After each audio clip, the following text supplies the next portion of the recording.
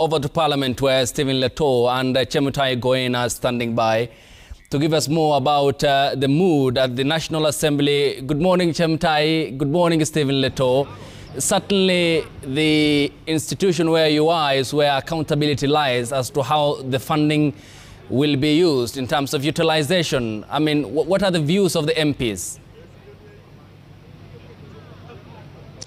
Well, good morning to you there, Ayub. It's indeed a chilly morning and clearly winter-like. But we're coming to you live with Chemutai going right here in the National Assembly. This is the very first time we are doing our live broadcasting of the budget outside this magnificent side wing of the National Assembly, where it is written for the welfare of society and the just government of the people. And that is exactly what Chemutai and I today will be trying to dispense to our viewers. And in fact, when you speak of the just government of the people, I think many Kenyans watched yesterday the debate on the report of the Finance Committee on the Finance Bill 2023, which has raised a lot of controversial issues.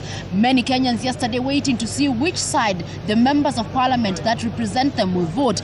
And of course, that would be the call. Were they just to even the people that they represent? Those are the questions that we're waiting to answer later in the afternoon when National Treasury Cabinet Secretary Professor Ndungu comes here to Parliament building, where he will be unveiling President William Ruto's and the entire Kenya Kwanza administration's first budget. You know, since they took office, they've been working with the budget that came out of the last administration. Indeed. And today, many will be waiting to see what are the priority agendas that have been prioritized in that budget. Absolutely, Chemutai. And if we may grab our seats and dive straight into the day, because one of the key issues is the size of the budget, the funding of the budget, and where will the money come from. And that is why yesterday there was a showdown in the National Assembly. Members of Parliament from across the aisle clashing on major issues in the Finance Bill of 2023. Chemutai, other than the previous budget, which was about 3.3 trillion Kenya shillings, this is Kenya Kwanza's budget. What is the bigger headache in terms of, trying to bring in legislations to support this budget? Well, you've literally said it. Like the elephant in the room is how this administration will be sourcing for money to fund that budget. They have increased that budget by about, it should be 700 billion shillings compared to the last budget. And President William Ruto has been insistent that there is need to reduce foreign borrowing because of the terms and conditions that have been instituted by the various institutions that are loaning Kenya, or even the countries that have loaned Kenya money. And he said they are changing the mode of operation in this budget, that they will try to reduce the level of borrowing as was in the last administration. And we'll be curious to see how they will be doing that. We've seen Kenyans, and even the debate yesterday in Parliament, the protests that have come out owing to the taxation measures that have been proposed in the finance bill. Many Kenyans saying those taxation measures, while they are being put in place to help the government boost up its revenue so that KRA First meets its target, surpasses its target, and enables the government fund its projects.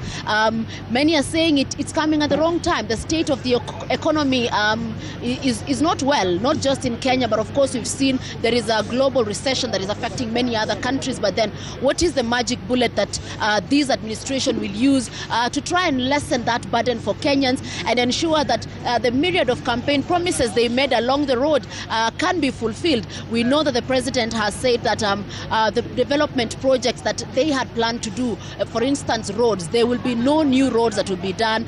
The priority is first completing the unfinished road projects. There is a pending bill of 900 billion shillings that is owed to many contractors who are already awarded contracts to finish some roads that were commissioned and not completed. So that is also money that they have to look for. Marianne Nyambura just spoke about something that also many Kenyans have been out there talking about, the state of the education sector. The country transited to the junior secondary school system. There's been the question of capitation. We've seen the delays. Head teachers are complaining that they are unable to run their institutions. That is another area. Another area, of course, is the county governments. Leto, I know that that is also your forte, the budgeting for counties. Absolutely. Remember, even as we speak of about the funding of counties through the division of revenue bill, there has been a lot of issues with regard to the disbursement of funds. The Intergovernmental Economic Council that is chaired by by Deputy President, that is led by the Deputy President Rigathi Gachagua, that met the other day.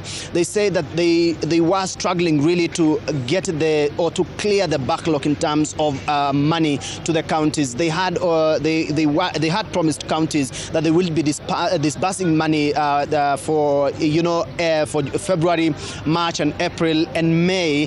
That was yet to be disbursed, and that has really created a lot of paralysis in counties, to an extent that counties were threatening to shut down. But of course, we will be also keen to see what is the funding like for different sectors, like you spoke about the education that is now having its wing out there in terms of the junior secondary school. We are having the funding of the universities that the president had even unveiled a new model of funding of universities. How is that going to be funded altogether?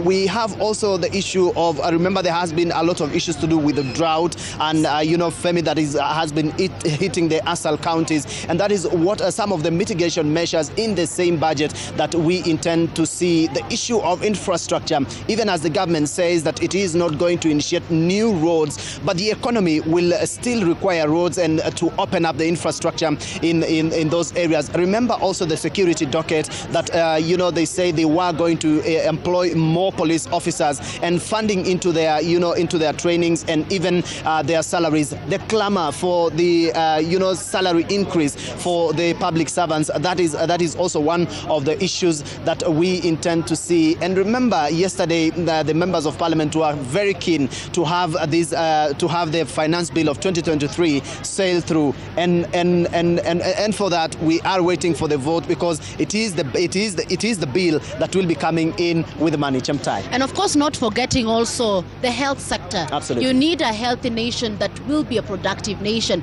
and keen on looking at what resources have been pumped into that sector. There are reforms that are happening in the health sector. We've known of the scandals that have been out there, and whether, of course, there will be that action. Remember, there's also the judiciary, which the president said it was one of his major campaign promises, that there was need to ensure that institutions in the criminal justice system, the whole chain of it, are independent, ensure they have their own funding so that they do not have to bend the whims of, whether it's the executive or any other institution. So that will be another sector. And on security, lastly, we've seen a resurgence of attacks from the neighboring Somalia. And of course, we will be looking at how the country will be looking at its borders, ensuring there is that border patrol to minimize the attacks that we've seen in areas of Lamu, Wajir, and parts of the northern part of the country. We will be bringing you further updates just as we are able to grab a number of the members of parliament who have already checked in and be able to understand from their point of view what will be happening.